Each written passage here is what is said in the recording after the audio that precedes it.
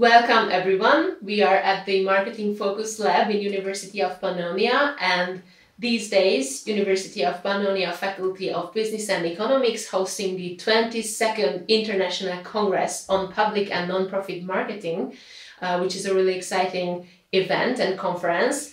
We had our plenary session, and here I have Dr. Melanie Smith from Budapest, and she was one of our plenary speakers. And I will ask Melanie. Melanie, please wrap up your plenary topics. What were the key topics you were talking about? Sure, thank you very much, and thank you very much for the invitation to be here.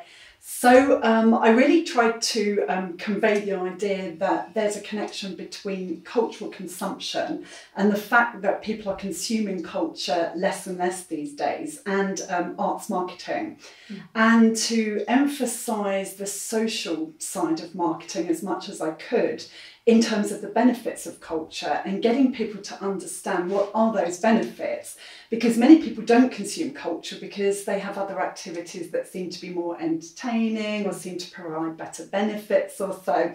So the idea would be that you think about the well-being benefits, for example, the educational benefits, but they also have to be presented in an entertaining way, I think, these days, especially for younger people.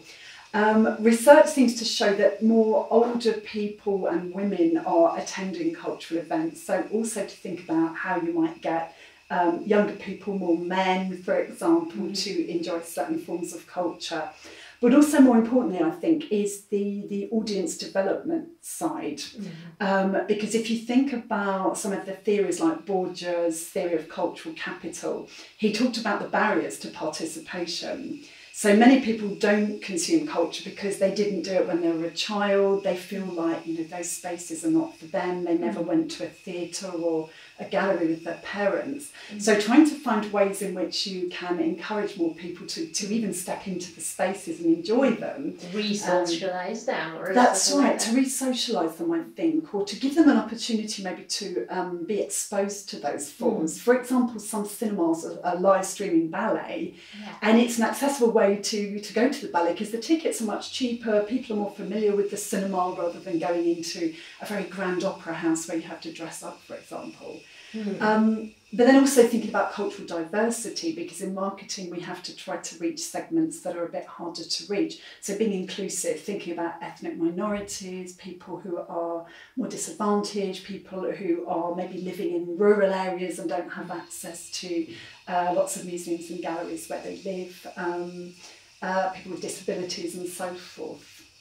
Oh yeah, you gave us a lot to think about related to non-profit and social marketing. So thank you for joining us today. Think about these topics, and we are happy to discuss these topics under the comment sections below. Thank you very much.